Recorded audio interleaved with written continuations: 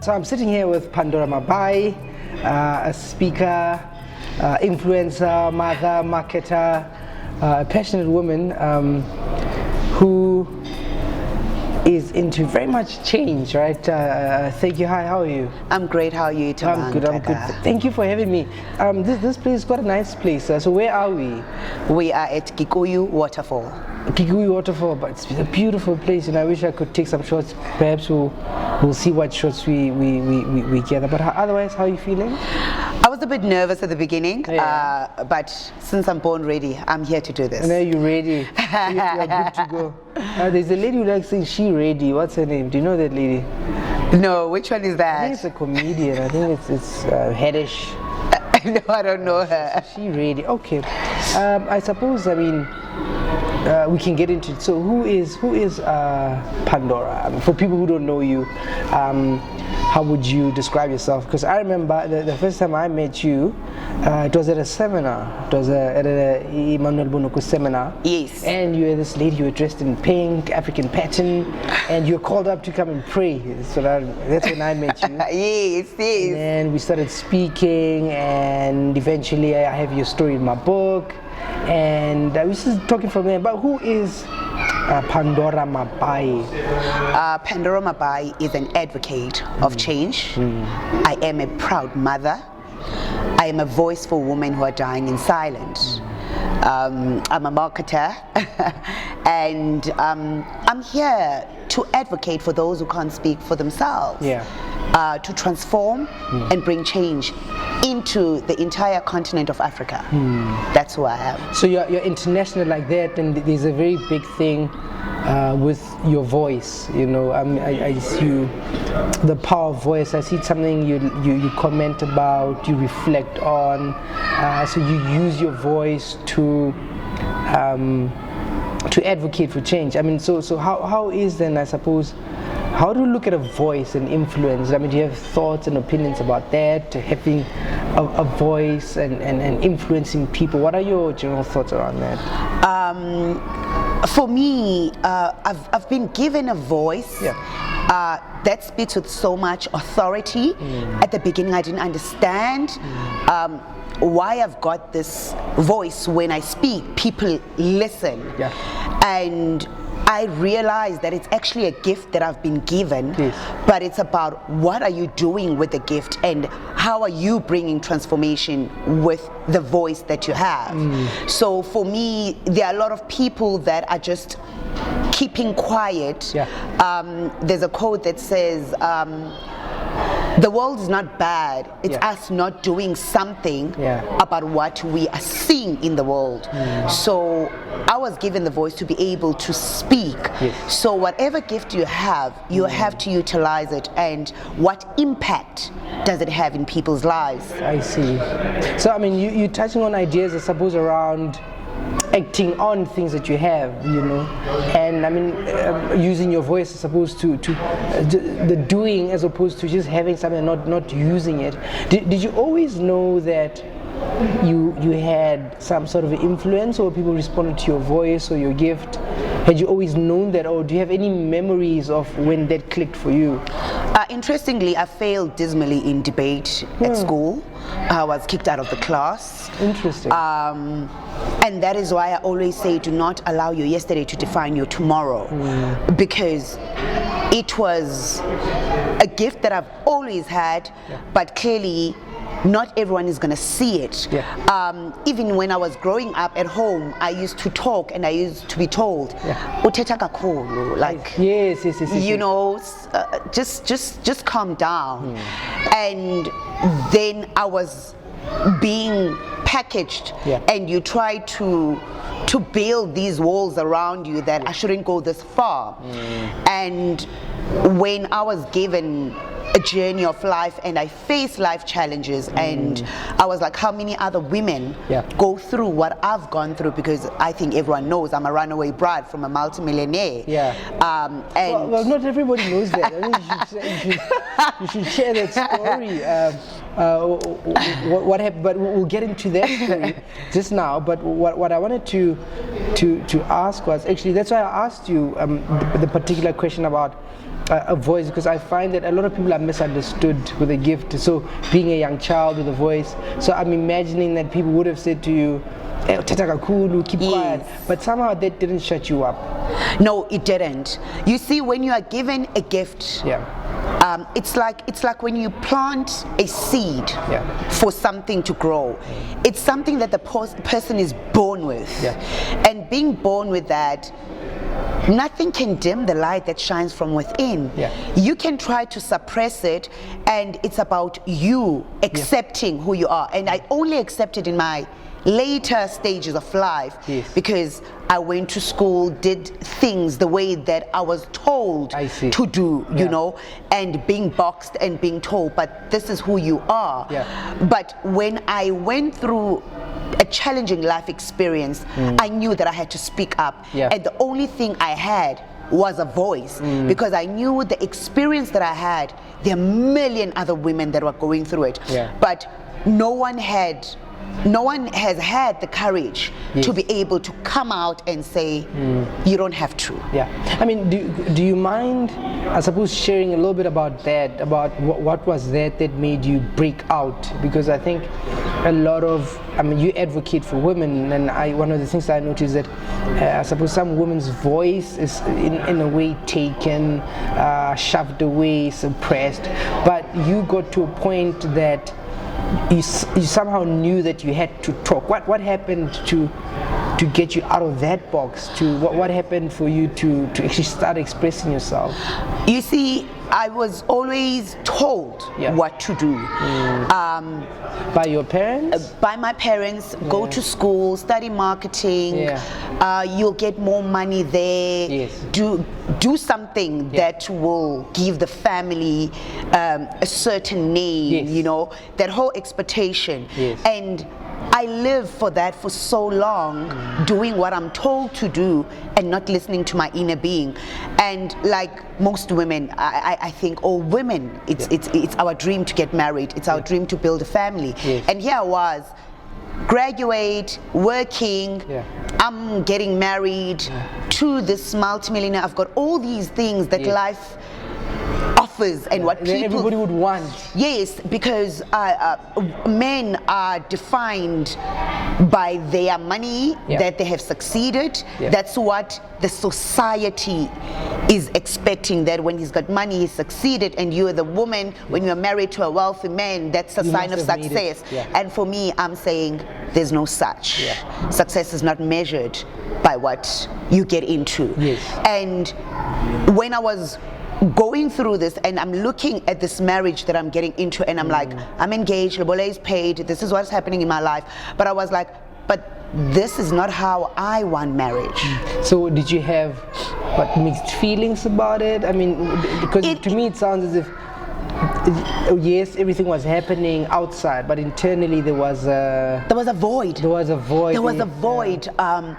And it was so painful in such a way that it makes you uncomfortable, that something is not right, but you try to suppress that because you've always been told. You know, even when I was in that relationship where I would bring ideas that this is what I want to do. No, you can't do that.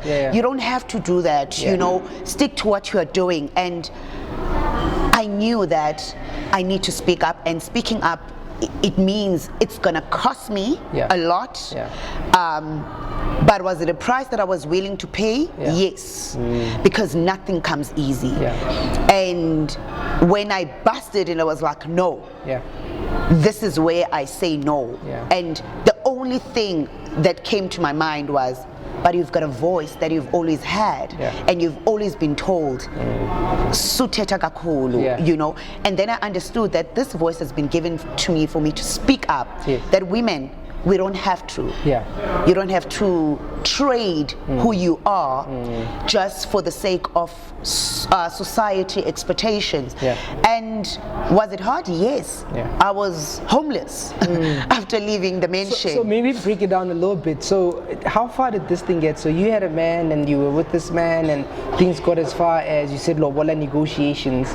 I walked away 2 weeks before my wedding. So everything was planned and the dresses were taken out. Everything was done. Everything was done. and I knew that if I don't speak up, in my language we say, you know, meaning if a child does not cry, you die with your cry. I see. And I knew that I had to use my voice and say, this is not the sign of success. This is not a definition of success. You can still succeed, and for me success is about what are you doing with the gift that's given to you, and how many lives are you impacting? Because your calling, it's about what you do with it while you're on earth, and your legacy is about what it does when you're gone. I see.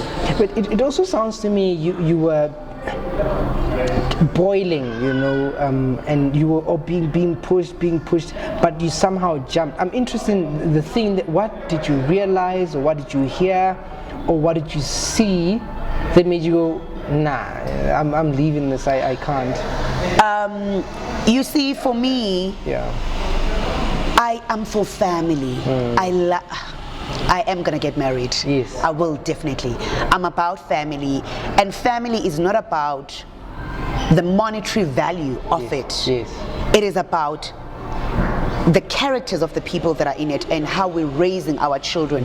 What do they see? What reflection are we giving them for them to become better human beings on earth? So most of the time I was always alone. He was never there. I see. But monetary, everything was there. Money was there. You've got the house, you've got the cars. But I was like, but this can't be it. There's got to be more. Maybe my dream of what marriage is all about is crazy, and other people thought she should be happy. I mean, you asking for too much, like you've got it all. And that is not all. You can have all the things in the world and still be unhappy. And so I suppose it leads me to what you started on, which is, you know, you're a voice for change, a voice for women, you know. And do you what maybe let me ask you this: what do you think is generally happening with women generally now in South Africa, in the world? What are you seeing that's happening? I worry about the youth a lot, because they're the future leaders. And interestingly, I was speaking about the importance of education and strategy. Our women, they tend to want to take the easy way out. And they what do you mean by that? Easy way out? When you, number one, you look at social media and what social media is perceiving in terms of, you need to have the body, you need to have the looks. We are not defined by that. And everyone is trying to catch up to live a life that's not real. And that for me is, you are selling yourself short, because... But I don't know if that's true, Pandora, because I mean, so I hear what you're saying. I'm just saying, so if you get two women, one of them posts like a post with, say, a beautiful quote that they got from a book, right? And one of them posts like a picture in a bikini. You get different responses. I mean, so to young girls, when you say they focus, I suppose, on the short term, but I suppose, I mean, isn't that a real challenge that those, I mean, if you post a picture of your body, you get more responses, more likes, maybe endorsements, versus if you pursue, I suppose, ideas, and if you should try to show your mind or your gift or your voice.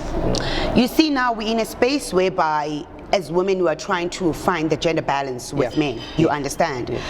But are we as women ready to be those voices, for instance, in politics, you know, in boardrooms, and us taking our position? And there is the entertainment side of things, so you need to choose where do you belong, you know, because some of these things you find that, as you're saying, endorsements, because you are showing your body, your assets, and everybody's your like, assets, oh, you know, so and so. And that can get into a person's head. And for that other individual, they're at work. They're working in the entertainment industry.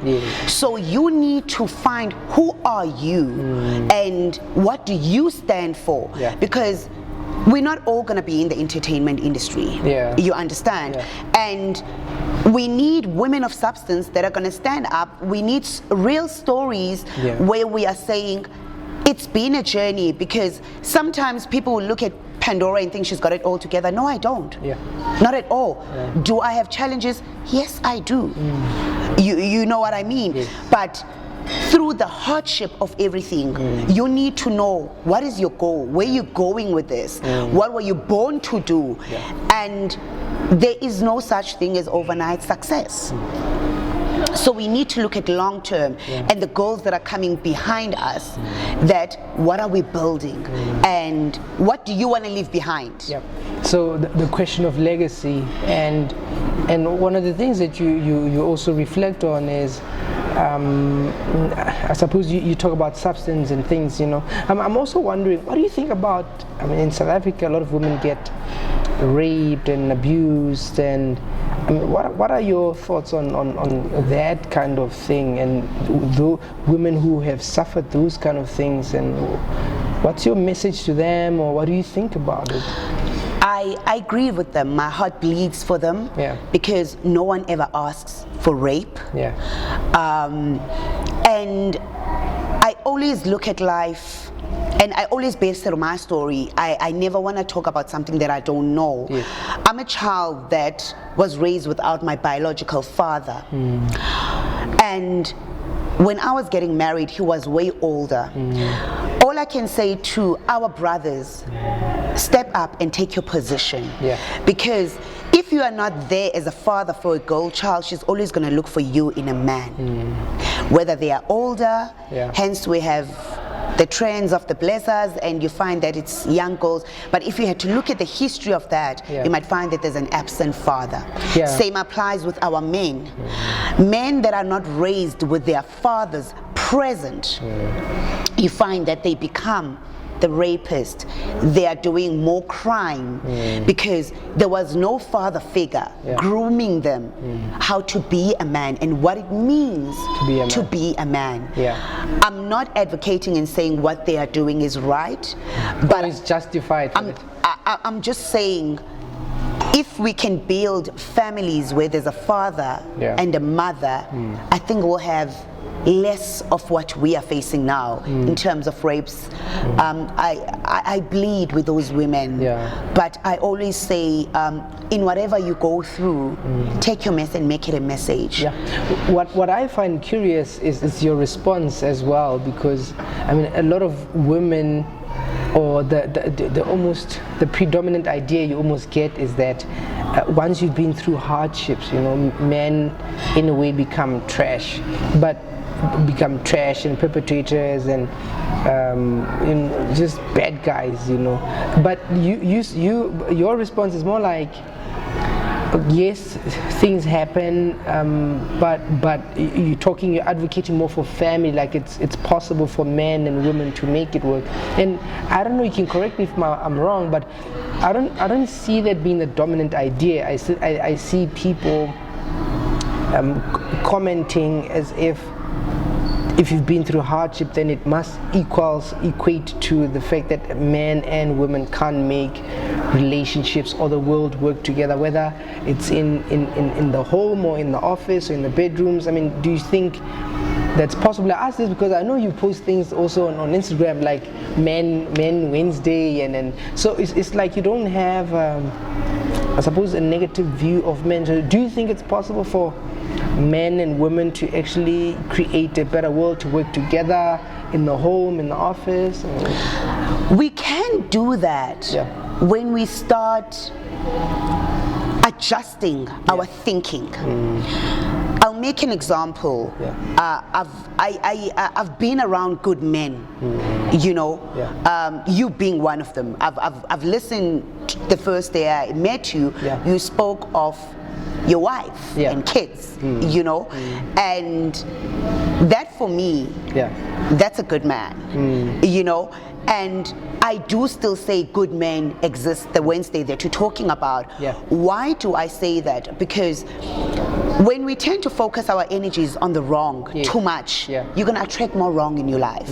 So it's not as if good men don't exist. They do. Yeah. They are there. Where are they? They do exist. Trust me. I mean, And- somebody would shout, where are they? You know? And I don't think it's right for us to call them trash, Yeah. because there's no dustbin to throw any human being. Yeah. None are perfect. So if we are about building Yeah. and wanting a better tomorrow, let's all make it work together. Yeah. So to answer your question, yes, I believe that we can do this. Goes back to relationships as well. Yeah. I spoke about, I think it was earlier this week, that we need to let go of the standards. Yeah. Women are crying that there are no good men because there's these unrealistic standards. He needs to have a Mercedes Benz, he needs to have this house. I would sit with some girls and they would say, I will never marry into poverty. But love doesn't know poverty. Yeah. Love doesn't know poverty. And when you look at most successful men, that most women want the finished product. When they sit with you and on their journey with their wives, there's a story behind there. They did not just become Successful. exactly. But nowadays, it's all about, no, he must have this, he must have that. I want the Lamborghini, I want the mansion, I want secure the bag. That's the Secure the bag. Yes, secure the bag. That's Is it the in language now? it's the in language. Secure the bag. He needs to secure the bag. And I'm saying boys secure the bag. And kings, they secure the future. So is it secure the bag? Is it something that guys say or women say? Or is it just a thing that people say? It's trending now. You secure the bag. So you as a man, you need to have so much money So that that you are you- securing I the see. lady's bag. I see. Secure the bag. Okay, I see. No, we live in very interesting times, I suppose, you know. Okay, before we go into our next segment, I suppose it's the in thing is securing the bag. Yes. As far as relationships are concerned, okay. And the other thing you talk about, you know, I think you're big on ministry, you're big on God. You talk about praying at odd hours, and what's that about? What's your journey with God? What's happening there? And just help us understand to figure you out. I'm sold out to God. It's God before anything else. Because He created me. You know, there's nothing I can do without Him. I've got a very strong relationship with Him. It's a relationship, not religion. Relationship is to know that you've got a higher power that gives you peace even in the midst of the storms. Is it always perfect with God where you don't face challenges? No, it's not. There was a time and a point in my life last year where I was so angry with God. Because I felt like I'm living in my purpose and this is why I was born, yet I was challenged financially. Where people not paying for the gigs. I get gigs. Where they think, come here, we'll give you exposure. Yes, and we'll pay you with the exposure. Yes, and people will see you booked out the entire month, not knowing that you're getting gifts, perfumes, bags, Tupperware, you know, and there's no money coming into your business account. At the end of the day, you've got bills to pay, and but by God's grace, because I'm a prayerful woman, and even when I was angry with Him, I could not turn my back on Him because I knew I got to where I was with Him. Did I understand what I was going through? No, I did not, because it was hard. I'm a mother, I've got a daughter to feed, and I was saying, but why would you make me go through this? And There's a word that says, as the heavens are higher than the earth, so are his ways higher than yours. Did that word make sense to me at that moment? No, it didn't. All I wanted was, help me to pay my bills. Help me to be able to take care of my daughter. I don't want my mother to be taken on a responsibility that belongs to me. And he always comes through. He has a way of just preparing you, because sometimes there's got to be preparation for the blessing that you want. Sometimes I ask people when they pray for the things, are you ready? And when you are not ready for it, it will not come. And people will be like, but God has turned his back on me. But there's a price that you pay. Everything has a sacrifice. And even with the relationship with him, there are sacrifices, and there will be painful times. But out of that pain, you will see the promises.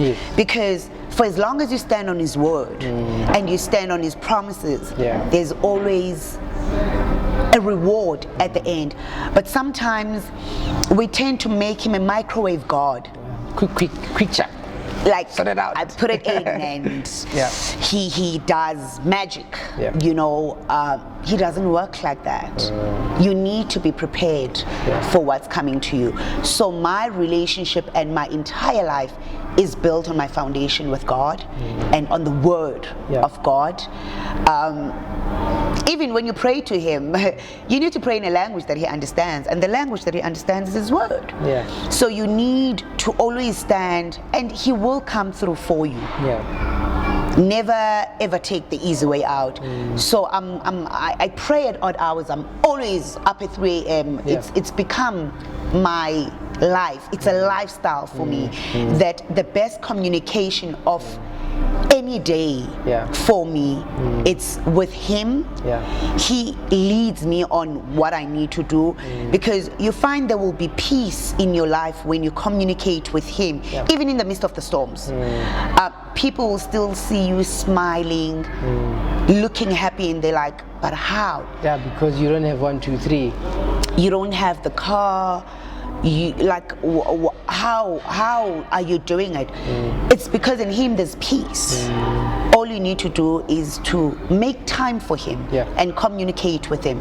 So through everything that I've been through, last year was a very bad year for me, but he has come back in ways that I'm saying, with him all things are possible. Was the disappointment the fact that, I mean, you are doing the things that you're supposed to do, and did it feel as if God is not holding up his part? I mean, is that how you viewed, like, God, but I'm doing these things, I'm following these things, I'm honoring you, but what I expect that you should be doing, you're not doing? Was that the disappointment, or were you disappointed with something else? I was disappointed in such a way that you say you were even angry. I was angry with God. What was the anger about? What did God do or not do that made you angry? I'm an entrepreneur, you know, and here I was in corporate, because I resigned from L'Oreal when I was working for them in the marketing division. So I mean, where we left the conversation was the part where you were angry with God because you had left your job and you're working at L'Oreal and you were doing well, and then you had to leave. You see, we all born for a purpose. And here I was in my comfortable job getting a fat check that could make me live the lifestyle that I want. But then I was like, I'm an entrepreneur, you know.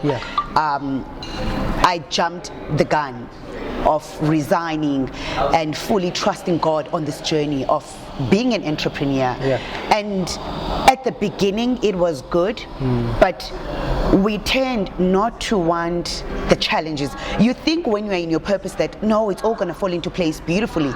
And here I was thinking, but there's nothing that I think you created me to do that I'm not doing. So why are you not doing your end of the stick? Why am I given gifts? Where's the monetary value in the gift that you have given me? And people are booking me left, right, and center, and I'm busy. Everyone thinks Pandora is making it, and little do they know that I don't make money at that moment. Yeah. And that's where my anger was coming from. That I've sacrificed so much for this purpose of mine, and being a voice, and using this as an inspirational speaker, motivational speaker, moving and speaking, but money is not coming. And could you see the results though as you're speaking? I mean, could you see that, well, man, I mean, there's impact here? I even have people that contact me on a personal capacity and want me to coach them. People will be like, your story is my story, but I've never had the courage to come out with it. I've seen people's lives being transformed from it. You know, I've had number of testimonials from people who would say, I heard you on radio, I was listening to you in a seminar, and you changed my life. And that's quite something, isn't it? I mean, to get that kind of feedback when you've given yourself and people respond in that way, that wow, like you actually did something for me. And for me, it always felt that I'm on the right path. I'm doing what I'm born to do. But the fruits were just not there. The financial fruits. The financial fruits. Yes, the money. Chelete, imali. So after sorting out the gremlins, we're back. Yes, imali, you were saying. So I mean, so you were doing all this wonderful work, but the financial reward was coming in. But I mean, the other thing that normally happens that I find with I suppose speakers, communicators, is that I mean they have a story about their journey and how they were being built, but the financial rewards were not as visible. I mean, do you think it was your story was that too, that you were working very hard, but you were just then being built or do you think it was more your story is unique in the sense that people were cheating you out of money? Because I know a lot of people who have... No, they were cheating me out of money because I didn't even know my own value. I see. I didn't know my value. I see. And when you know better, you do better. Yeah. You know, when sometimes we tend to want to be so out there and do what needs to be done to change the world, but you need to be fine too. It's very important. So number one, I didn't know my value. Your cup needs to be full. Basically. Exactly. I didn't know my value. And when clients see that you don't know your value, it's an advantage for them because you're saving on their budget. And they don't even tell you. No, they won't tell you. There's no mercy in the business world. They just say, come and do this. Yes. We normally pay so much, but since you are like a sucker, you can just do this for this much. Yes, and you find that the same client will call someone else and they'll be like, but I got paid 50,000 Rand. And you're like, what? Exactly. Then that's when I started looking at myself, that what is wrong with me? Here I'm angry with God. But this is not God's doing. It's my own doing. Is it the ignorance, the inexperience? You know, the excitement of just being out there. And it's a great message. It's doing so phenomenal work for so many people. And it's impacting lives, you know. But I did not know my value. So I had to go back to the drawing board, rebrand, put value to myself, and understand that this is what I do for a living. And my living is motivational speaking. But in that, it sounds like, see, the way you explain it, so nice and neat. But I mean, I suppose on a practical level, what conversation with who made you realize that, hey man, hang on, like, oh, you got paid that much, and where you had to, because it's like you identify that you didn't understand your value. But I'm guessing, I mean, there had to be a moment where you realize that actually it's like I'm taking myself for granted. So it was the money not coming in, but how did you then know that I need to rebrand and then maybe start asking for this much when I speak, and I need to position myself in this way? You see, that is why I say in prayer you find answers. Because I was angry and asking all these questions and I didn't understand. Angels are always there. Angels are the people that you meet. You know, I met up with a very phenomenal intelligent, Yeah. amazing woman, Yeah. Sarah Sitlo. Yes. Sarah met me at an event, and here I was. I'm not happy. And when we speak of Sarah, we're speaking of the woman that was behind bringing the Kelly Kumalos. Yes. You know, she's managed so many artists. Yes. And we met at this event, and I was sitting outside, and she's like, your message is great, but you need to package it in such a way. Yeah. You need to be rebranded. Yeah. You know, you need to start taking your brand seriously. Yeah. And I was thinking, but who are you to tell me? She's like, no, I'm a brand strategist, and I love what you're standing for and what you do. Yes. But I want to help you rebrand yourself, and I want to help you profile yourself, and so that when a client receives anything from you, there's really value in. Yeah, there's like, hey, this one, she looks like we need to pay her. You know. Yeah. And she normally charges people for that. Yeah. But with me, it was a gift that she gave me. I remember when I said thank you, because we stayed for about 3 sessions, where she was helping me to rebrand, how to package myself, and she's like, I'm like, how can I thank you? She said, the only thank you you can give me is when I see you making the money that you dream of making, having your daughter with you, and meeting your soulmate as a husband. Ah, that's beautiful. And I knew that the time has come. Yeah. And after that, and trusting that now, and she's like, don't be afraid to name your price, because that's your worth. I see. Beautiful, beautiful. I think that's awesome, and which makes me think of something else. I mean, as a woman in business and things like that, and we know that the world is moving in a direction where it's more equality and things like this. So I'm interested in talking to you about, I suppose, women in the business world, women in boardrooms, and do you find that the experience is difficult, or is it easy, or there are particular challenges facing women in the workplace? There are so many challenges. It's even challenging when you're a beautiful young woman with brains, you know.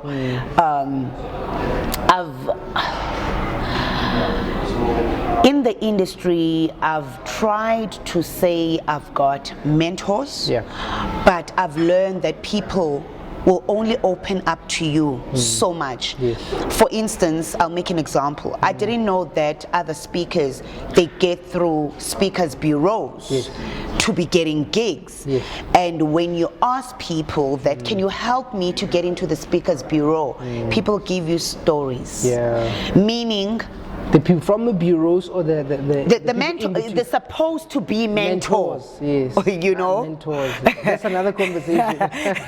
You know, they're supposed to be mentoring this young woman, and it's a gentleman, and you are trying to get him to help you, because the gap that I had seen in the industry, that there are not too many powerful women speakers. When you Google South African top 10 speakers, it's all males. And I said, Pandora, you'll be the #1 woman in this country. When they Google, they should find you. Your name will come up there. It's #1, Pandora Mabai. And those are the things that you share with your brothers when you meet them, that can I get, this is my goal, this is what I want. But then you find that people are not, it's like, you're okay to be here, but you can't beat me. Don't earn more than me, don't be busier than me, that kind of thing. So then I question the empowerment. We're speaking so much of transformation and empowerment, and I always say there's more than enough for all of us. There's no need for you to try to close doors or not open up because you're thinking someone else could be better than you. Another challenge is you meet up with prominent people in corporate, where you sit on boardrooms and people are believing in who you are and what you're born to be. Get onto our database, we're going to give you business. Then you start having a friendship with the CEO or whoever is. And where would they have met you? Like at an event, or They would have met you at an event, maybe. Some spoke. would hear you on radio, Yes. and they're like, but this person is great, you Yes. know, let's look for this person and let's find this person. And you become this woman that's there, and you're like, thank you for what you're doing for me. And obviously you're going to build a relationship with this individual. Yes. But then you find that for you to, you're promised business, you're on the database, but there's a condition, which is the sexual favor. But man, how does somebody even ask you that? How does somebody put it? Do they say like, you know, we can give you this gig, but you must do something? Like how? Like is there? Remember, there's a relationship that you build. Yeah, so it's like I have a relationship with you, okay, Thabang. so we you just understand? talk, yes. So we end up being kind of friends. Yes, so you you know, hang out, have we drinks. hang out, and I share my problems with you. I tell you my challenges, and then events are coming, but business is not coming to me, and then. But the relationship is growing, and you see the intention of the man that now it's the other side of the coin. What would he be saying? Is it it's the other side of the coin? Is this? They would What even are those like, signs so that young women would know that you know, when I see this chief doing this, you know? you know, these dinings, let's do dinner, let's meet and talk business over dinner. You find that we're becoming too comfortable with each other, and it's even worse when you say I'm single. I see. You know? You've got nowhere to go. And then some men, they have the courage to say, listen, I'm interested in you, you're single, how about we hit this off? And my stand has always been that I don't mix business with pleasure. I look up to you as an older person and someone that I really look up to. No, don't call me that. No, and it changed when you say booty, like for me, I come with that respect that, no, Putbani, you know, and they're like, no, man, don't call me booty. My name is, you know, and then the holding of hands, and it's testing the waters. Are you comfortable with that? Because once you allow your hands to be touched, there's a physical touch, and you're not saying no. I see. So it's a sign in a way. It's one of the signs, you know, but some are very courageous. They will tell you, listen, I will give you business, but I want you. I want to date you or to sleep with you? Or I want you. And it's never, because my question will always be, then how are we going to respect business? Because if I'm in a relationship with you, I don't think I should be doing business with you. You know. Would that be your response or a thought you would have? Like for me, sometimes I'm very vocal. No, I've got a big mouth. So what would you say? No, I would say, but I don't mix business with pleasure. So so let's iron this thing out. Okay. Now I start dating you. Am I getting this because you are dating me or because I am good at what I do? And for me, I want to get married. Then I'm like, no, we'll take things slow. I have to get to know you better, you know. And forget marriage, you know. And for me, I'm always straight up that I want marriage, you know. It's marriage that I want. So if you're going to be my partner, are you ready it's to like go? a cross to a vampire. Exactly. In marriage, like, whoa. So they always be like, no, let's take things easy, you know, let's not rush things. I see. You know, so for me, I've lost a lot of business due to that. So what would be the result then? The person stops calling you? No, they disconnect with you because because now the thing that they want, they can't get. They can't get what they want. Yeah. And them not getting what they want, you're a waste of time. You're wasting time. I see, because now, they're pursuing you, they're not going to get the rewards. And then you end up not getting the business. There's one guy, very prominent man in this country. Won't mention his name. No, we'll get sued. Let's not do this one man. Like we spoke, and he was like, "Listen, I want you, and I want to sleep with you." And I said, "But that is not gonna happen." Then he said, "Then you are gonna suffer in business because other women are doing that." And I said, "You need to understand that I am Pandora. I'm a different woman." And then he said to me, "Uzosokola." Then I said, guess what? I'll meet you at the top Yeah. if you are still there when I get there.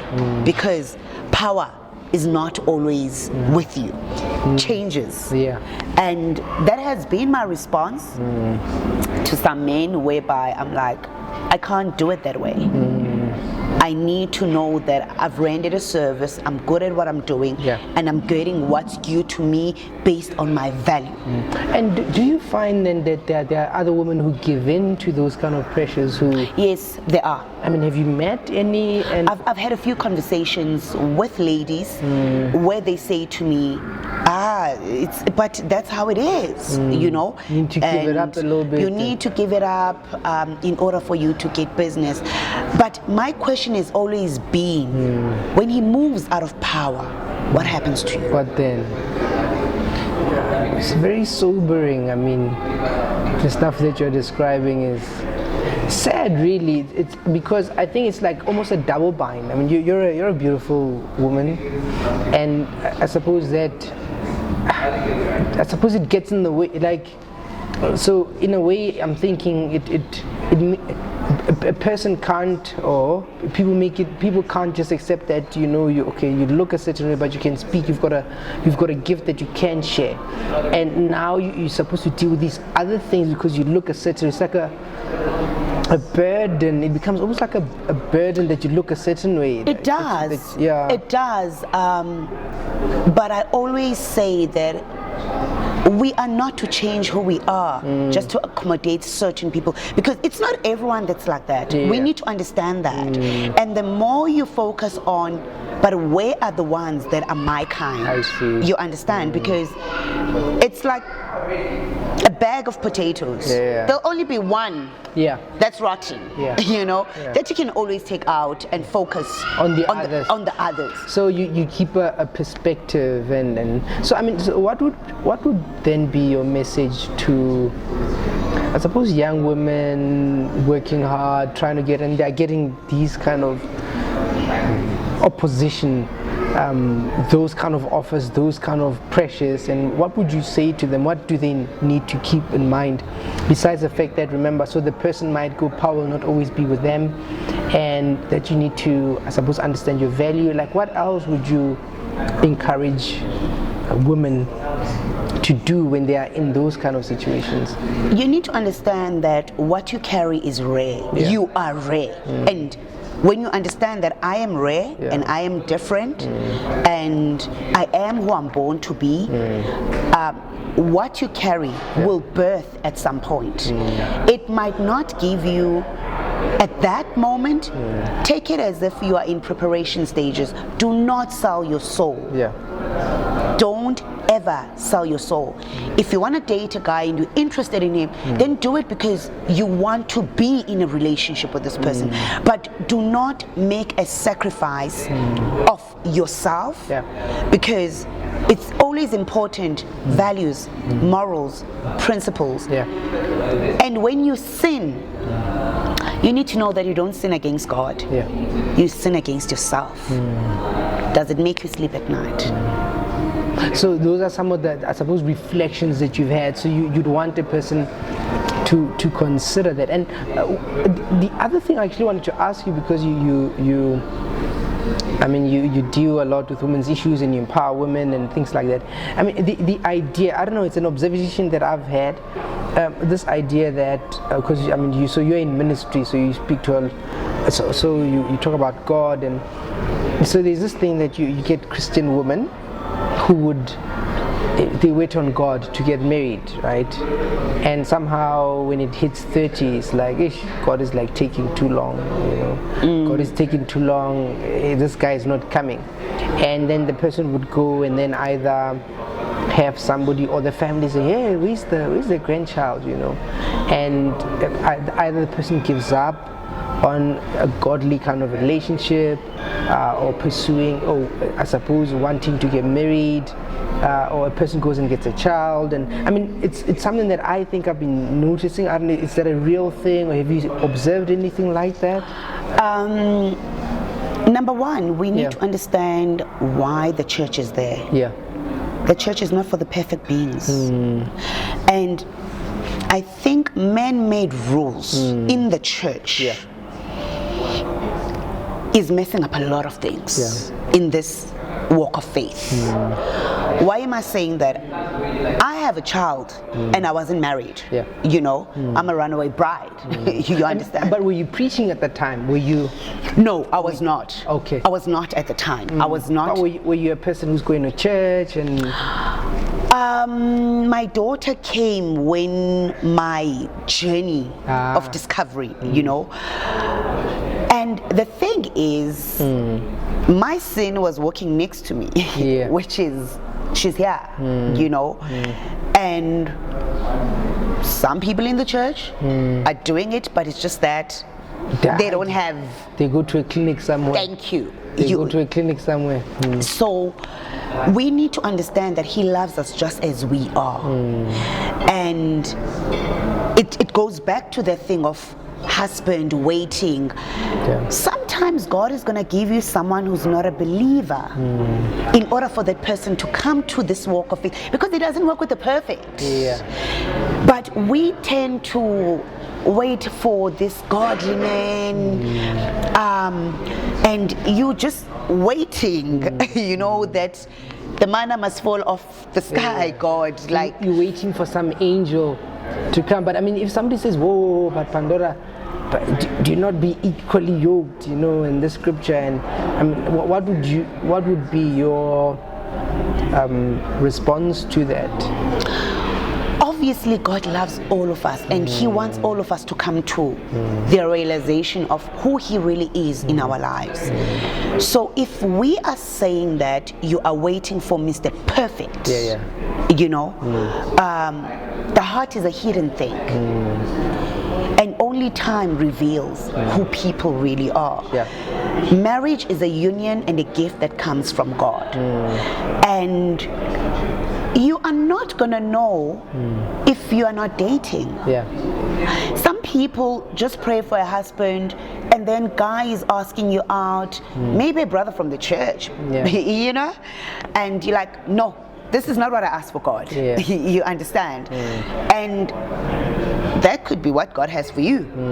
It's just not fitting your picture. Six pack, tall, dark, big bank account. Exactly. But the other thing then you like talking about is the idea of purity, and what are your thoughts on that? Purity gives you. And no, first of all, what do you mean by that? Purity is keeping yourself. Keeping yourself. What do you mean? Having this relationship with God where you're saying, God, I choose to live in your ways, which is I wait before marriage, sexual intercourse, as the word says, you know, and you keep yourself pure. But purity is not only based on sexual intercourse. There are many things. Lying, for instance, you know. So it goes into the I suppose the space for values and your morals. That is why I said, if you listen to me, that you don't sin against God. You sin against yourself.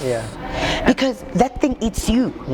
You're the one that's feeling I'm not worthy. But when you track back, you cheated on yourself. You sold yourself short. You had sexual intercourse, and you're feeling, what have I just done? But do people feel bad? I mean, people these days, I don't know. You know, no, for me personally, when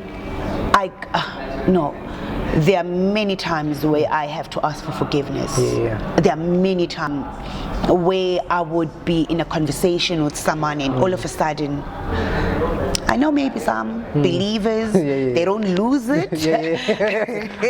Perfect people. They're too perfect, but I've lost it a couple of times. And losing it, raising my voice, saying things that are hurtful to the other person. And there was a point recently, I think a week ago, I was called selfish. I was told, Selfish. you're selfish, you know, and you always try to defend that no, I'm not, and you're standing up for yourself. Until you go and think about it. Until I get into my own little corner and I'm like, but yes, you are so selfish and you are so wrong. Some people, they want to get into their bedroom and say, God, forgive me, but you have not sinned against God. You've sinned against another human being. The least you can do is to go and say, I'm sorry. I'm sorry, I was wrong. I mean, do you talk, you know, when you give your talks and in the corporate world, do you use words like that? Like, would you use sin and values, or like when you're in the corporate environment, you wouldn't use those kind of words?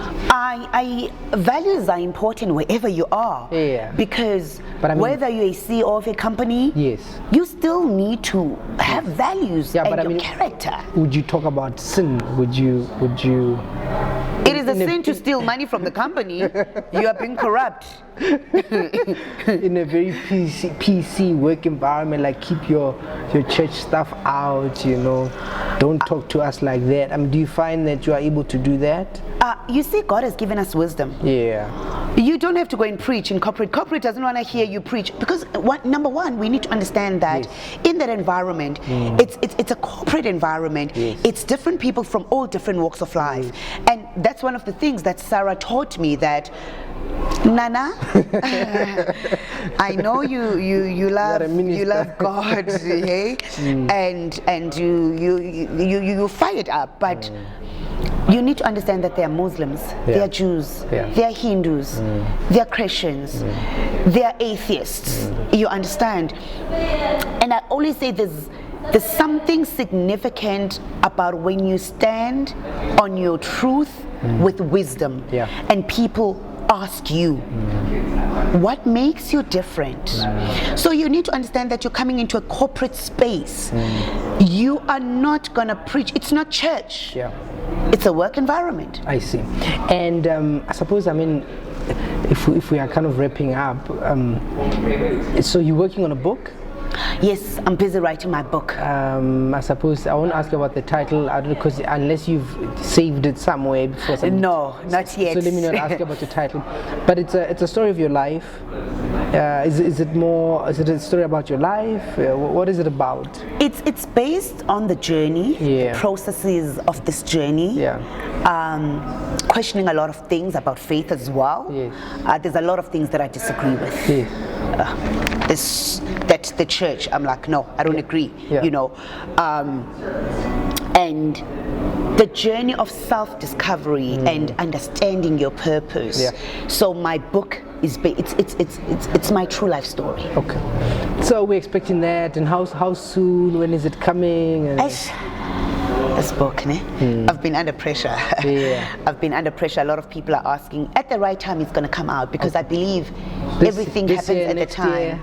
When the time is right. My initial plan was next month, which was my birthday. I wanted to give myself that gift, but this book is not to me. It's to the world. So it will take its time. It has to take its time, because there's still a lot happening. Like now, there's value in my business, you know. So as much as people, you can't leave people hanging on. Also, this purpose is only about suffering. Because the story is still finishing. No, I don't want it. So it needs to unfold to the end. That there's rewards at the end. No, we're looking forward to it. What question didn't I ask you? What one thing did you want to talk about that that we didn't? Am I planning to get married? You haven't asked me that question. Are you planning to get married? Yes, I am. So have you found someone? Are you looking? Yes, I am in a relationship. How's it going? I think it's going. I've got a king by my side. And he knows you want marriage. I've got a king. Okay, we'll park that one just there. I mean it's very nice. And I want more children. You want more children? Yes. Okay, 2, 3, 4. I need 3 more. 3 more. Yes. So that will make it a total of 4. Yes, 4 kids. 4 kids. Yes. Yeah, no, 4 kids. I mean, we are 4 at home, and my mom has four sons, and my dad has 8 children altogether. So it's a very interesting dynamic. Okay, what question were you afraid I was going to ask you, if there is? That you didn't. You want made me very ask? nervous with all these cameras, and I'm thinking, okay, Oh my Tabang, goodness. like it looks like now, is this going live on TV? I'm a protector of my daughter. Yeah. For personal reasons. Okay. I was afraid that you'd ask me questions About that part. Yeah. that part of my life. Yeah. And there was a time in my life where in radio interviews they'll ask me, "Do you have a child?" And I will say no. Why did I do that? Yeah. It was me protecting Shalom. Because it needs to stay on who Pandora is. Yeah. This is about me. Yeah. And it's got nothing to do with my child. Okay. But I'm a proud mother because she's growing. Okay. Yes. I think that part of your life will know as you live your life, as you Yes. do the things that you do. May you go well. May you go and still impact the world, and may you be the force that you're supposed to be. Thank and may you reach you. the heights that you may you not reach the ceiling. Just keep going. It's just wonderful. It's wonderful. It's always wonderful chatting to you. I always enjoy talking to